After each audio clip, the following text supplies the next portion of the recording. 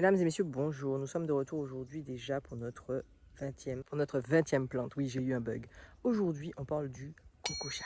C'est parti.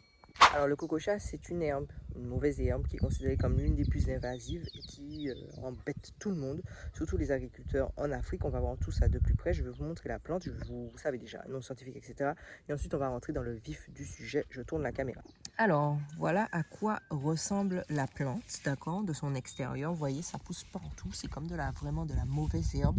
Ça pousse vraiment partout. Il y en a partout au milieu de la mal nommée. Alors, on est dans la famille des Cyperacées, si je dis pas de bêtises. C'est la même famille que le papyrus.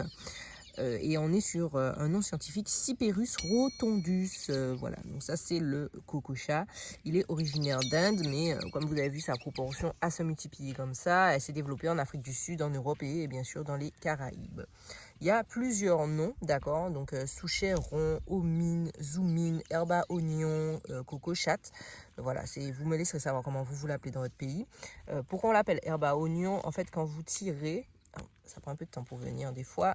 Hop là, il faut être un peu délicat pour que je vous montre vraiment la plante dans son ensemble. Vous voyez, ça ressemble à un oignon en fait. Et ça a comment on appelle ça, ça a la même odeur. Pourquoi? Comment c'est reconnaissable? En fait, vous voyez là, elle a une espèce de graine en fait qui est au bout de son bulbe, donc qui fait partie de son bulbe. J'essaie de le nettoyer pour que vous puissiez voir, mais je pense que vous voyez que ça fait un rond en fait. Et ça, c'est médicinal. Et oui, oui, cette plante est médicinale. Donc si vous l'avez dans le jardin, elle est extrêmement envahissante, comme vous pouvez le voir. Bonjour. Comme vous pouvez le voir, il y en a un petit peu partout. C'est la plaie des jardiniers parce que vous voyez, c'est un peu chiant à enlever. Et puis ça va très profond. Vous avez vu la profondeur de la racine et ça fait des bulles comme ça. Alors sans plus tarder, on va passer à son utilisation. Comme je vous l'ai dit au début, elle est considérée comme l'une des plantes les plus invasives au monde parce qu'elle se propage extrêmement rapidement dans les jardins. Si vous avez planté, si vous achetez de la nouvelle, de la terre, etc., des fois vous allez avoir ça qui sort très rapidement. Même au bout d'une semaine, elle sort. C'est un fléau en fait et c'est très difficile à exterminer. Le fait d'être aussi compliqué à exterminer, ça lui a donné plusieurs noms dans plusieurs pays. Bon, je vous les ai déjà nommés, mais comme d'habitude, vous me laissez savoir comment vous l'appelez chez vous dans votre pays. Vous voyez, ça ressemble vraiment à de l'oignon, hein, quand on regarde comme ça, mais ça n'en est pas. Et ça sent, il y a une arrière-odeur d'oignon. Alors, avant de passer vraiment à son utilisation médicinale, il faut savoir que ça, justement, les bulbes du bout de la plante sont comestibles et sont une source de minéraux. Donc, c'est le tubercule hein, qui a un petit goût amer. Et comme je disais que c'est une forte source de minéraux, donc c'est très bon qu'elle est utilisée aussi pour l'alimentation. Attention, il faut savoir que ça peut être toxique, donc il y a une certaine préparation à faire qu'on va voir. On va rentrer plus en détail sur les vertus médicinales. Alors dedans, en fait, ça contient une huile essentielle qui permet de réduire la fièvre, l'inflammation et la douleur.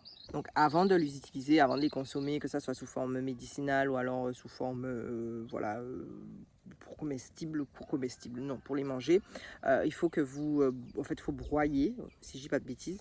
Enfin, il faut moudre avant de les consommer.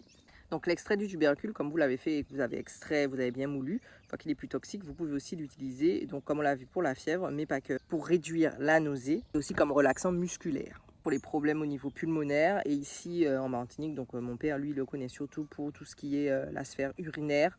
Donc pour améliorer le système urinaire, pour faire pipi, pour enlever les toxines, vous savez déjà, diurétique, etc., etc. Alors les graines en fait qui sont à l'intérieur, bon, il faudrait que je le nettoie vraiment bien pour que vous puissiez voir. Mais en gros ça fait ça, je pense que vous voyez bien que ça fait un rond bien. Hop là. Et ça c'est une graine. Et en fait ces graines là ont une odeur particulière et les femmes africaines, elles en font de l'encens en fait. Et elles enrichissent ça avec de l'eau de parfum ou bien même des huiles. Et donc la fumée qui s'en dégage de cet encens qui a été créé est un très bon répulsif pour les moustiques apparemment. Donc il faudrait tester ça.